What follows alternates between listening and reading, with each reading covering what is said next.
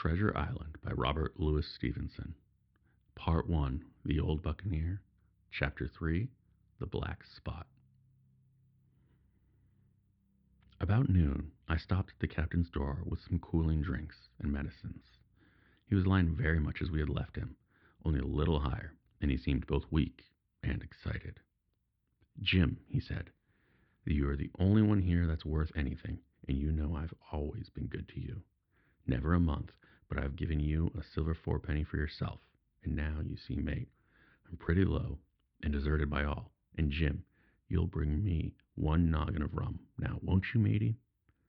"The doctor," I began, but he broke in cursing the doctor in a feeble voice, but heartily. "Doctors is all swabs," he said, "and that doctor there, why, what did he know about seafaring men? I've been in places hot as pitch, the mates dropping round with yellow jack, and the blessed land a-heaving like the sea with earthquakes. What does the doctor know of lands like that? And I lived on rum, I tell you. It's been meat and drink and man and wife to me. And if you not to have my rum, now I'm a poor old hulk on a lee shore. And my blood'll be on you, Jim. And that doctor, that swab," and he ran on again for a while with curses. "Look, Jim, how my finger fidges," he continued in a pleading tone. "I can't keep 'em still, not I. I haven't had a drop this blessed day. That doctor's a fool, I tell you. If I don't have a dram of rum, Jim, I'll have the horrors. I seen some of them already. I seen old Flint in the corner there, behind you, as plain as print. I see him, and if I get the horrors, I'm a man that has lived rough, and I'll raise Cain. Your doctor herself said one glass wouldn't hurt me. I'll give you a golden guinea for a noggin, Jim." He was growing more and more excited, and this alarmed me for my father, who was very low that day and needed quiet. Besides, I was reassured by the doctor's words, now quoted to me, and rather offended by the offer of a bribe. "I want none of your money," said I, "but what you owe my father. I'll give you one glass, and no more." When I brought it to him, he seized it greedily and drank it out. "Aye, aye," said he, "that's some better for sure. And now, mate, did that doctor say how long I was to lie here in this old berth?" "A week at least," said I. "Thunder!" he cried. "A week? I can't do that. They'd have the black spat on me by then. The lubbers is going about to get the wind of me on this blessed moment. Lubbers as couldn't keep what they got and want to nail what is another's. Is there a seafaring behavior? Now, I want to know. But I'm a saving soul. I never wasted good money on mine, nor lost it neither. And I'll trick 'em again. I'm not afraid of 'em. I'll shake out another reef, matey, and dabble 'em again." And he was thus speaking. He had risen from bed with great difficulty, holding to my shoulder with a grip that almost made me cry out, and moved his legs like so much dead weight. His words, spirited as they were in meaning, contrasted sadly with the weakness of the voice in which they were uttered. He paused when he had got into a sitting position on the edge. "That doctor's done me," he muttered. "My ears is singing. Lay me back." Before I could do much to help him, he had fallen back again to his former place, where he lay for a while, silent. "Jim," he said, at length, "you saw that seafaring man today?" "Black Dog?" I asked. "Black Dog," said he. "He's a bad un, but there's worse than put him on. Now, if I can't get away nohow, and they tip me the black spot, mind you, it's my old sea chest they're after. You get on a horse, you can, can't you? Well then, you get on a horse, and you go to—" "Well, yes, I will. To that eternal Dr. Swab, and tell him to pipe all hands, magistrates and sich, and he'll lay 'em aboard at the Admiral Benbow, all old Flint's crew, man and boy, all of 'em that's left. I was first mate. I was old Flint's first mate, and I'm the only one as knows the place. He gave it to me at Savannah, where he lay a-dyin', like as if I am now, to you. see. But you wouldn't peach unless they've got the black spot on me, or unless you see that black dog again, or that seafaring man with one leg, Jim, him above all. But what is the black spot, Captain? I asked. That's a summons, mate. I'll tell you if they get it. But you keep your weather eye open, Jim, and I'll share with you equals, upon my honor. He wandered a little longer, his voice growing weaker, but soon after I had given him his medicine, which he took like a child, with the remark, "If ever a seaman wanted drugs, it's me." He fell at last into a heavy, swoon-like sleep, in which I left him. What I should have done had all gone well, I do not know. Probably I should have told the whole story to the doctor, for I was in mortal fear lest the captain should repent of his confessions and make an end of me. But as things fell out, my poor father died quite suddenly that evening, which put all the other matters to one side. Our natural distress, the visits of the neighbors, the arranging of the funeral, and all the work of the inn to be carried out in the meanwhile, kept me so busy that I had scarcely time to think of the captain, far less to be afraid of him. He got downstairs next morning, to be sure, and had his meals as usual, though he ate little and had more, I am afraid, than his usual supply of rum, for he helped himself to the bar, scowling and blowing through his nose, and no one dared to cross him. On that night, before the funeral, he was as drunk as ever, and it was shocking in that house of mourning to hear him singing away in his old sea song. But weak as he was, we were all the fear of death of him, and the doctor was suddenly taken up with a case many miles away, and was never seen after in the house after my father's death.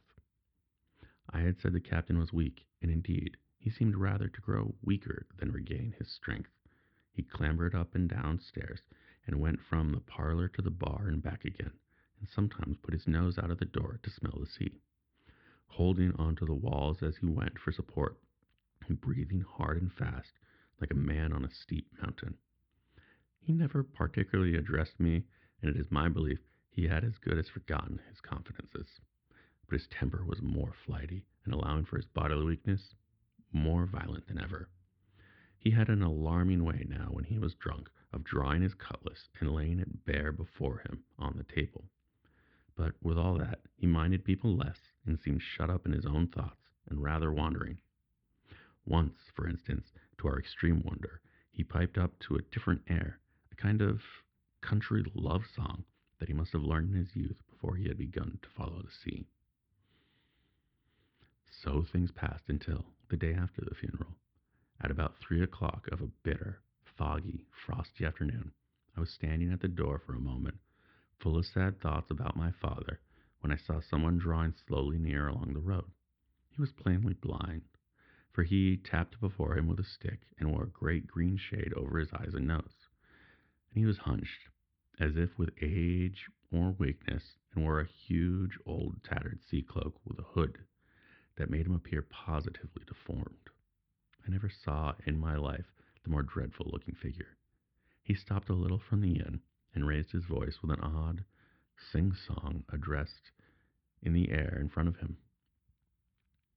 Will any kind friend inform a poor blind fellow who has lost the precious sight of his eyes in the gracious defense of his native country, England, and God bless King George, where or in what part of the country he may now be?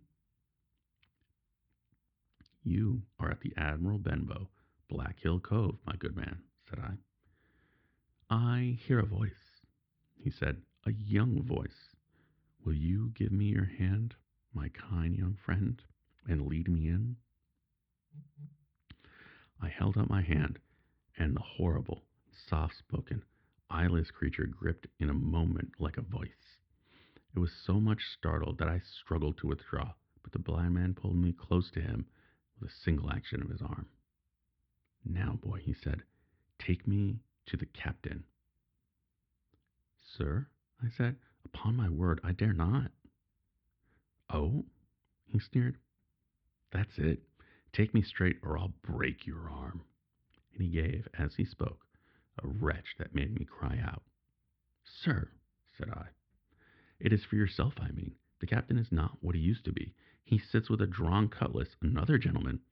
Come now, march, interrupted he, and I never heard a voice so cruel and cold and ugly as the blind man's. It cowed me more than that of the pain, and I began to obey him at once, walking straight in at the door and towards the parlor, where our sick old buccaneer was sitting, dazed with rum. The blind man clung to me close, holding me in one iron fist, leaning almost more weight on me than I could carry. Lead me straight to him, and when I'm in view, cry out, here's a friend for you, Bill. If you don't, I'll do this. And with that, he gave me a twitch that I thought would have made me faint. Between this and that, I was so utterly terrified of the blind beggar that I forgot my terror of the captain, and as I opened the parlor door, cried out the words he had ordered in a trembling voice.